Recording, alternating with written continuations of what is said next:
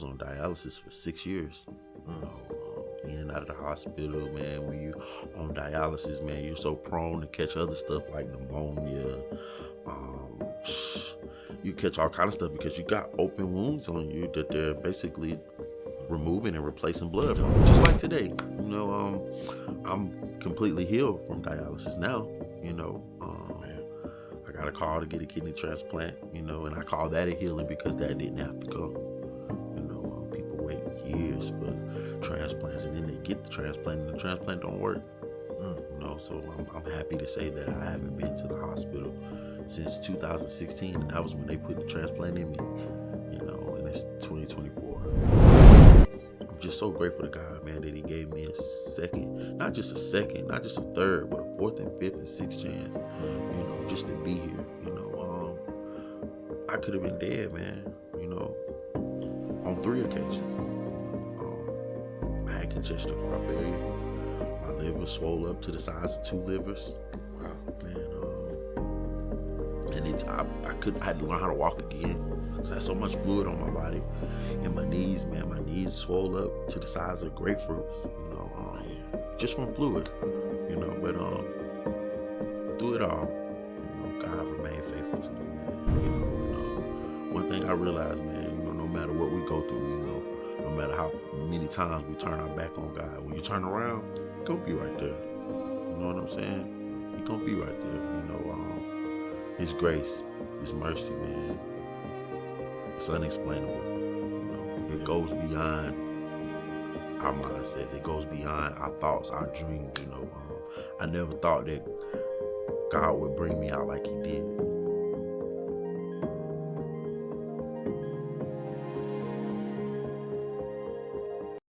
I was born in Augusta, Georgia. Grew up in church all my life, you know, under non-denomination, you know, huge church background, you know, grew up singing, grew up playing in the church, being a musician in the church, so I'm just church all over. So. Okay. And because of that church background, of course, your dad is a pastor, right? Right. All right. So just tell us, and you're from Augusta, Georgia? Yes. Tell us what it was like growing up in Augusta, Georgia. Well, I didn't necessarily grow up in Augusta. I grew up in New Orleans, Louisiana. Okay. And my dad had a church location there. So we basically migrated from the Augusta area to New Orleans and whatnot. And I grew up in New Orleans, went to elementary, went to middle school, went to high school there until Katrina. And then I migrated back to Georgia and graduated there and whatnot. Came back up this way towards the coast.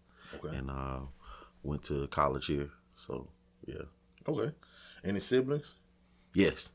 All right. 6 siblings, and 7 with myself. So, okay. You the 4 youngest? boys, 3 girls. No, I'm not the youngest. I had a younger brother, but he passed away in 2016. Okay. Tell me, growing up in church and as the son of a pastor, how has that shaped like your personal faith and walk with God? Once the word is instilled in you, you know, it's hard to get it out. You know, it's just like growing up and your parents telling you to make your bed up every day. It's kind of like a second nature. So, you know, immediately when something happens in my life now, today, you know, the first name I'm calling is Jesus. So, you know, that's been a very pivotal point in my life. You know, ministry has played a big part. No matter how far I've strayed away from it or come back, every time wherever I turn, He's always, you know, God's always there. So that's something that I know, that's something I believe, and that's something I stand firm on.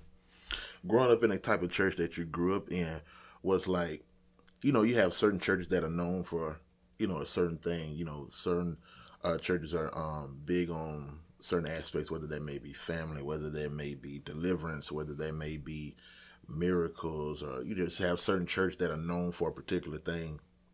What was your church known for in your eyes growing up? Holiness. Okay. Holiness, and everything that you said basically surrounded that. Miracles, faith, all that surrounds the holiness. You know, you know, get right or go home. You know, preaching hell from the kitchen sink to the back door. You know?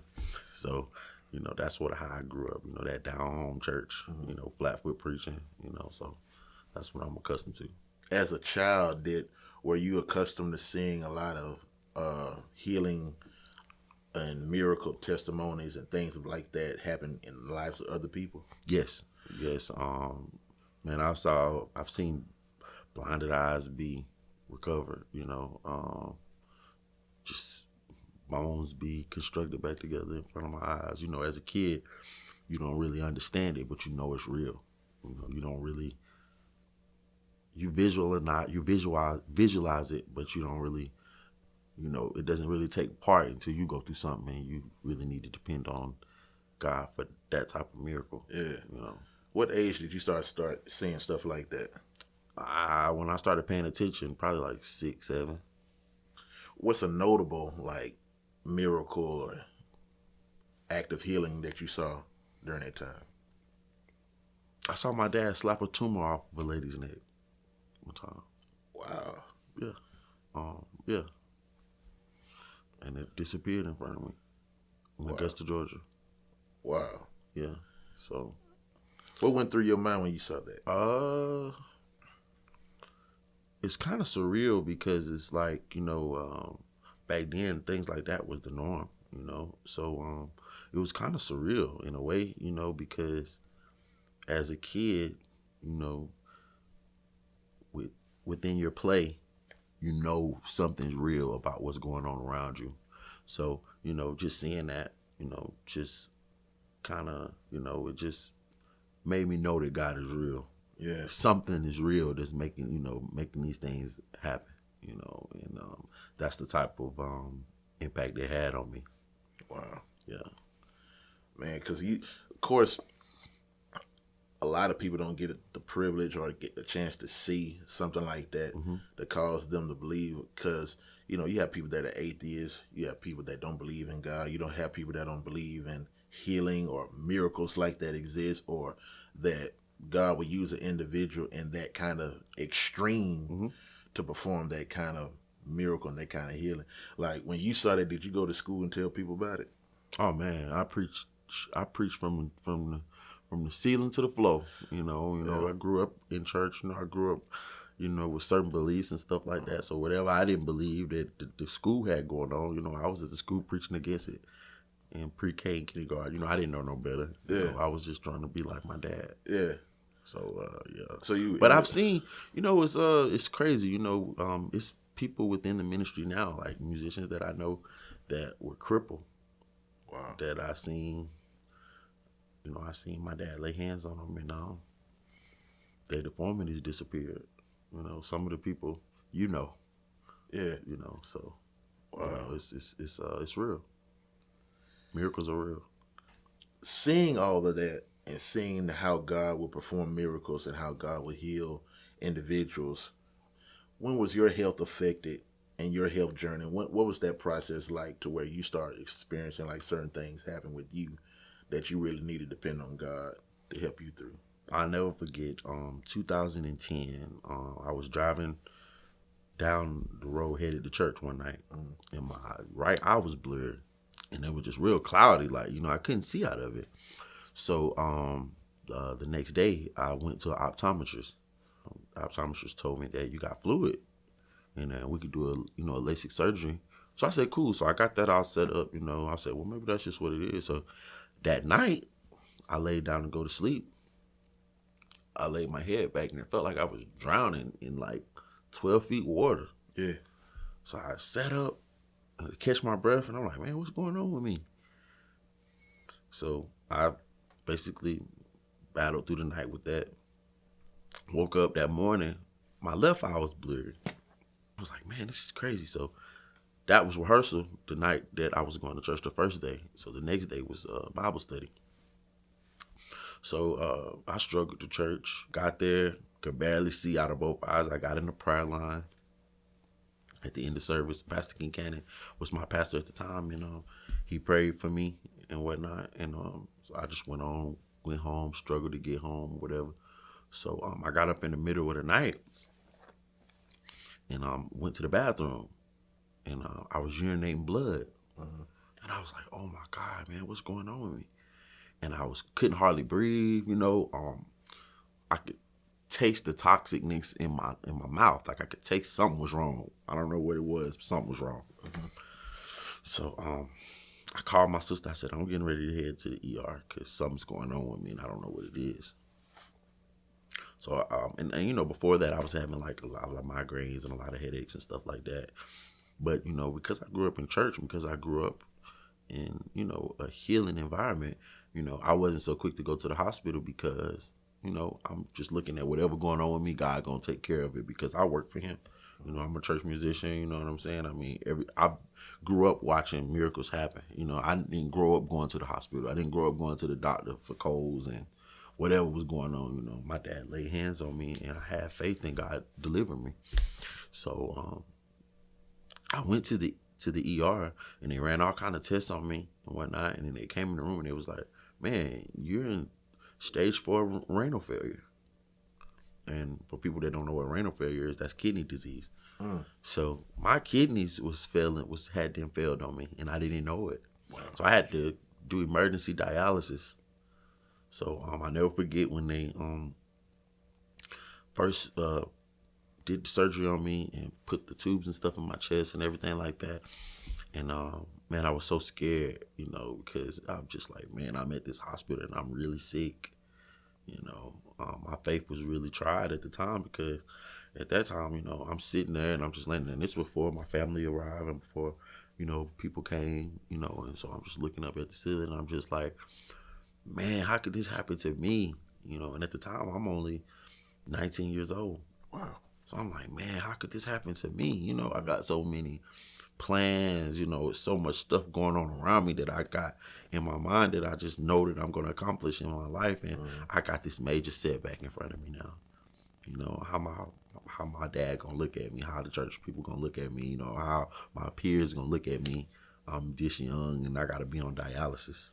And I don't wish dialysis on my worst enemy. I mean, being on that machine, man, to take all your energy away from you, it's kind of like being on chemo, but being on chemo like times 10 because it's cleaning you from the inside out, but it's not just cleaning you, it's cleaning the good and the bad. When I say that, it's cleaning the white blood cells and it's cleaning the red blood cells. Well, you need your red blood cells, which flows your oxygen. All your H2O goes to your red blood cells, and your white blood cells is what they're trying to get rid of. But the machine doesn't know how to differentiate that. So you leave, you weak, man. You can barely hold your head up, you know. It was tough, man. And my dad came, my family came, man. He laid hands on me, man. And nothing happened right then. You know what I'm saying? Actually, nothing happened for a while. I was on dialysis for 6 years. You know, in and out of the hospital, man. When you on dialysis, man, you're so prone to catch other stuff like pneumonia. You catch all kind of stuff because you got open wounds on you that they're basically removing and replacing blood from.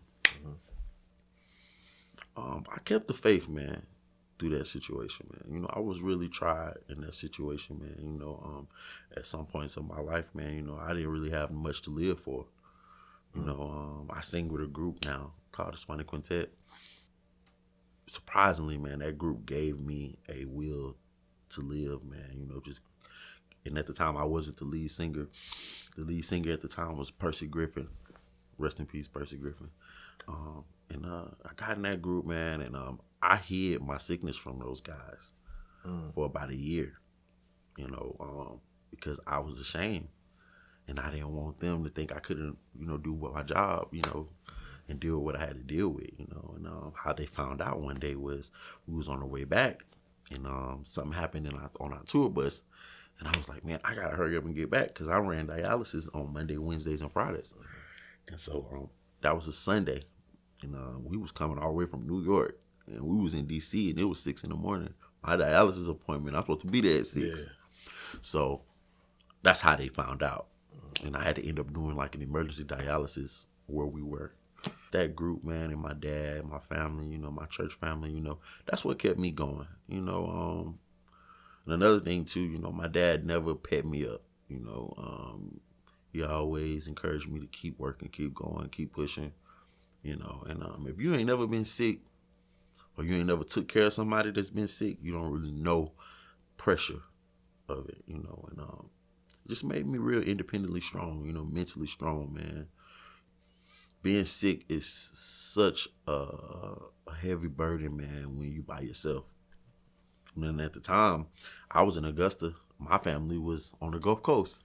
My mom and dad, he has a church there as well. So I was basically trying to be a man, on my own and dealing with all of that and still work, and not having like a regular job, but, playing drums at the church and also being a background singer for the Swanee Quintet at the time.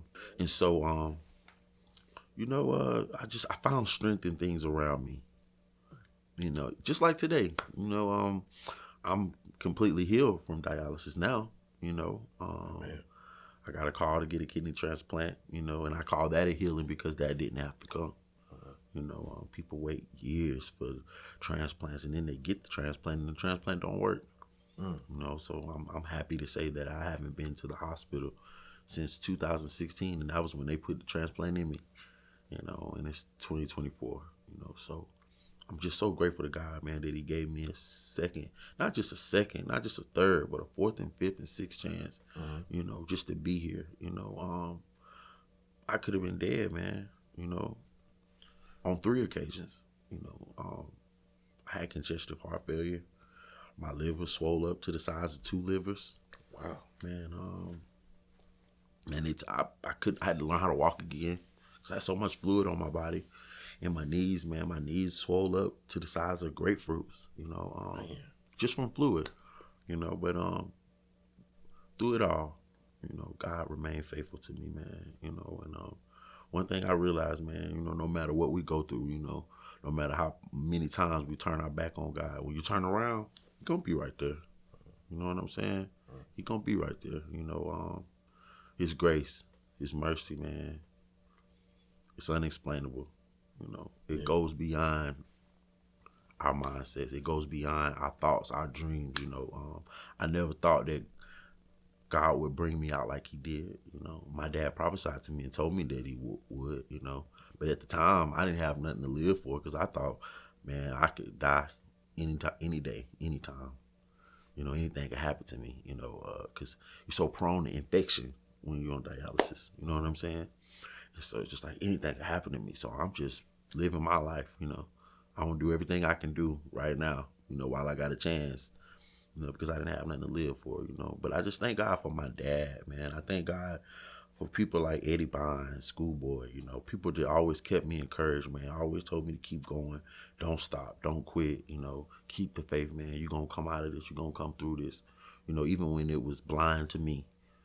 I didn't see a future in myself, you know what I'm saying? And that was, 8 years ago. Wow. You know what I'm saying? So, I'm a kidney survivor, man. Wow. And just looking at all that, man, it's just, you touched on a lot of things that I was going to ask you. Because, when sometimes people don't understand or not aware or conscious of it at times, sickness is one thing.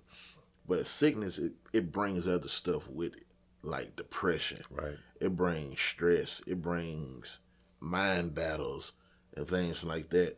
And some of that stuff, man, it just really, and it's the stress, of course, it starts messing with your heart. It starts messing with a whole lot of, it's like one thing after the other. It's an emotional pull. Yeah, it's an emotional pull. Now, you're going through that, like, and not only do you go through it, but like people around you. My family, they suffered. They suffered when I went through that. Even though they wasn't always around, when I got around them, I can feel it. They always. You could tell when people, looking at you just to make sure you're all right. But that's the one thing about God, man. That's so amazing, man. Man, He can give you a strength mentally that nobody can give you. You know what I'm saying? Like, I was on dialysis for 6 years. I wasn't able to work a regular job. You know what I'm saying? God made a way for me, man. He let my gift make room for me, man. I don't even play drums anymore, but I maintained the church gig in the church, and I was able to sing with this major group that I sing with now, and I'm the lead singer now of the Swanee Quintet. So, it's just crazy, man. It's how God, elevated me on so many levels, man. Now I'm working in the corporate world. I never dreamed of having a regular job or, you know, I never dreamed of that. I never dreamed of having a nice house. I didn't think I was gonna live that long. You know what I'm saying? My life expectancy when you're on have kidney disease, your life expectancy isn't long. Even when you're on dialysis, it cuts your life short. Obviously, you were educated about this. Yeah. Because, I was a part of the National Kidney Association and whatnot. So I would go take courses. I would go up to Charlotte. I would go up to Charlotte, North Carolina, and go take courses and stuff there because I wanted to learn how to better my life with what I was dealing with. A lot of people when they sick, they just wove in it. Like I'm sick. I'm just going. But me, because I was so young, I just wanted to educate myself. I wanted to do everything that I needed to do. And you got to do what the doctors tell you to do when you sick. You got to take your medicine. You got to do any little thing. Your life could be gone just like that. So, I educated myself a lot about kidney disease and how to get through it. I had no control over getting a kidney transplant. That's basically based upon a toll of a whole lot of other things, with doctors and insurance and all kind of stuff like that. But man, God's hand was on my life, man. I felt like I was picked out to be picked on. But what are the odds of getting a kidney transplant? it's rare. It's rare, and then you can get a kidney transplant, and the transplant not work for your body. I haven't had no problems with this kidney at all that I have. It's just, man, it's crazy, man. It's a blessing, man. Like I go to the doctor, man. It's like I got two kidneys, and I ain't got but one. And it's just crazy, man. I really believe God really gave me a miracle, man. Yeah. Because I have no complications. I got my kidney transplant in Augusta, Georgia. I live in a whole nother state now. My kidney doctors are there. I haven't seen them in 4 or 5 years. Wow. And so, it's just the journey has really been trying, but it's been a blessing. When was that like snap out of it moment? Because I recall you saying that, at 19 when you were going through all that, you didn't expect, you kind of you didn't expect to live that long. Of course you got everybody around you praying for you and supporting you and things of that nature. But when was that personal come to moment? Like, hey, that sense of hope. When was that come to moment for you? The come to moment for me was when my dad told me, you ain't gonna be on dialysis long. And I've always had faith in his words, because I've always looked at him as a true man of God, and I always knew God spoke to him. And that always stuck with me, man. It was, sometimes it would be small because I'd be going through so much sometimes, but I would always revert to that. My dad told me, I'm gonna come out of this, man. I'm gonna come out of this. And lo and behold, I came out of it, man. And coming out of something like that, man, you get such a faith about everything after that. Yeah. Sky's the limit. It's nothing that, man, when God, that's why when I hear somebody telling a testimony of cancer survivor or somebody that survived a brain tumor or brain injury, anything, any survivor, my heart goes out to them, man, because, surviving means life or death. Mm-hmm. You know what I'm saying? So somebody that made it through, that's a strong thing. You know what I'm saying? I can truly say that I made it through a very, very, very, very serious time in my life. Yeah. I could have gave up a bunch of times, Sometimes, man, you go to these clinics, man, and they stick in you, they put needles in you and out of you, Sometimes you go, man, sometimes I recall going to dialysis one time, man, and they stuck me one time, and man, it stuck me in the wrong place. And it basically just ruptured my whole little thing. So I had to get surgery. Couldn't run on dialysis after I had been drinking fluid the whole weekend. So I had to have an emergency surgery, man. It's just a lot of complications, man. I've been through so much, man. I could write a whole book about it. And I might write a book, but it's just a lot, man. It's just, yeah. But just, I'll tell you one thing, man. I remained faithful to God. I never gave up on God. I never stopped going to church. I never surrendered my duties at church. You know, I always was there. I was faithful. You know, I was faithful, man. Sometimes I was sick as a dog, man, but I was there. My dad was gonna make sure I was there. Yeah. You know what I'm saying? He was gonna make sure, because he knew what I was going through, but he also knew that I had to, you know, persevere through it. You know what I'm saying? So, I just thank God for him, man. You know? It's moments like that because that really strengthens your faith, because before you go through something like that, you are kind of riding on the coattails of others' faith. You're kind of riding on the coattails of your father's faith. Exactly. People around you. But by God taking you through that thing personally, it really, like, how did that really shape your faith going forward in God? It shaped my faith in a lot of ways, man, because it let me know that, man, sky's the limit. You know, man, we serve man, we can't even begin to think about how great God is, man. How big he is. You know, man, he turned my life around, man. Yeah. You know, not just physically, financially, man. You know, like I said, those whole 6 years, I never worked a job. And I never really worked before that, because my job was church. I grew up in church, you know, so, you know, I grew up wanting to be a musician. You know, my dad's the pastor, you know what I'm saying? So, you know, I grew up in church. That was my employment, you know, and to see my life now, you know what I'm saying? And just what I'm doing and being a career, you know, man, it's just a blessing, man. I don't take nothing for granted, man, that, you know, what God has done for me and everything that he's sent me through, you know, because just, even though he sent me through it, he pulled me through it too, man. You know, and a lot of people go through things and they don't come out to tell the story. Oh, yeah. You know what I'm saying? Most definitely. Here we are in 2024, man. You know, and I'm still alive, man. I'm here to tell the story. Yeah. If you can, what will you tell somebody else that may be dealing with a similar situation like you? Like you said, a survivor is a survivor. You know, whether that be a cancer survivor, whatever kind of sickness that could be fatal, if they survive that, what can you tell somebody that may be in the beginning stages of going through a trying time like that? What would you tell them? Well, you know what? A lot of people used to tell me, don't give up, never give up. That's what people used to tell me. But that's easier said than done. If I could give a person any advice, I would tell them to get right with God, man. Be sure about God. You know, don't lose your relationship with him. Because I'm be honest with you, I've given up 1,000 times, hundreds of times. You know, because sometimes, man, you be to a point, you be so sick, you be so down. And not just with sickness, man, just the responsibilities of life, man. When you got a family, you know, you got to be responsible. You got to go out and you got to make things work for your family. A lot of that stuff can burden you down, men and women. You know what I'm saying? The youth, you know what I'm saying? You know, I know we look at the youth sometimes, you know, man, it's so hard nowadays, man, just for kids to be kids, man. You know, it's so hard nowadays for a husband to just be a husband, for a wife to just be a wife.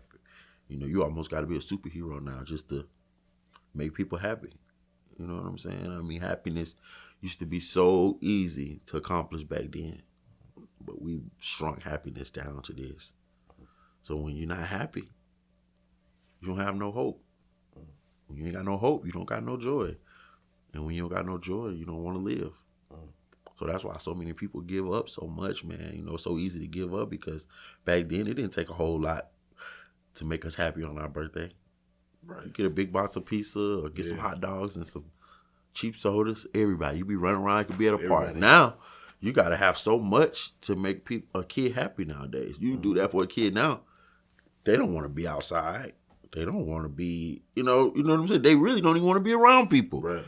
You know what I'm saying? You know, just the social element, you know, so now that it's so hard now, man, for people to grab a hold of a faith, man, because religion, we've dummied religion down. You know, we've dummied God down to nothing now, you know what I'm saying? I'm not going to speak on everything, but we've dummied God down so small to, you know, we forgot how big he is. And when you shrink down something so small, you're looking at it like, what can it do for me? And that's the disadvantage that we have now. Yeah. Living is that we've shrunk down what's doing everything for us. Yeah. And when something's so small, you lose faith in it. Yeah. You know what I'm saying? And so make God big in your life. Make him huge. Make him humongous, man. Make him bigger than your job, man. Make him bigger than your car, your house. Make him bigger than your family. Because, really that's all you got to depend on. He's the only one that can fix what's going on in your life. Only one. Yeah. You know what I'm saying? You can't make a person happy. God is the only person that can make. You got to pray for somebody to have joy. You got to pray for it. There's nothing that you can do to make a person happy. Yeah. God has to give them that. As we conclude, what is the message, if you can put it in word form, your testimony in word form, looking back over all of that, what is Eddie McCoy's message to the world? If I could say anything, first I'll say this. The Bible says the race isn't given to the swift, but it's given to those who endure to the end. It's all about perseverance, man. It's all about being spiritually strong. A lot of people be like, oh, mentally strong. That's so minute, man. You got to be spiritually strong, man. You got to be, somebody might say, well, you saying you be spiritually strong. What does that mean? Obviously, you got to believe in something. You got to put God number one, man. You got to. There's no other way. I completely depend on God. How I'm going to make it financially, how I'm going, man, I pray to God like, God, man, you keep me healthy. You keep my body going. I know only he can do it. I don't depend on my job. I don't depend on people around me because I know it's only him. Get a real relationship with God, man. Don't look on TV. Don't look at your friends. Don't look at your family. You get down and you talk to God for yourself. You know what I'm saying? You might not hear nothing, but you'll start seeing things around you change. Yeah. A lot of people say they listen to, people, I don't know what you call it, say stuff like, I am rich, I am healed, I am this or whatever. Prophesy to yourself, talk to yourself, tell yourself where you're going to be in the next week, and you'll be surprised, man. I've spoken so many things into my life, man, and just talking, just reaching for the stars, just to myself. Don't stop believing, man. Don't stop believing, man. It's hope beyond the storm, man. I'm serious. Man. Well, that's going to conclude, man. If you don't mind, take us out with a moment of prayer. Of course, man. Father God, in the name of Jesus, Lord, I thank you so much, man. I thank you so much for this unity. I thank you so much for bringing us here today, Lord. I thank you so much for giving me the courage to even talk about what you sent me through, how you brought me out, how you brought me over, Lord. You pulled me through so many things, Lord. Pulled me over so many mountains, Lord. You carried me through so many hills, Lord. I just appreciate you for everything that you've done for me, Lord. Forgive me for anything that I've done, things that I've done, seen, unseen, known and unknown, Lord. Only you know, Lord. And I just thank you for your grace and your mercy, Lord. I honor you. I appreciate you. In Jesus' name I pray. Amen. Amen. Well, Brother Eddie McCoy, man, we thank you once again for coming in and giving your testimony. It's very powerful, very insightful. And I pray everybody get a chance to tune in and hear your journey of healing and faith. And I pray they really be inspired by your journey. Until next time, my brother, be blessed. Thank you, man. I appreciate you so much for the opportunity. Yes, sir. Till next time. Yes, sir.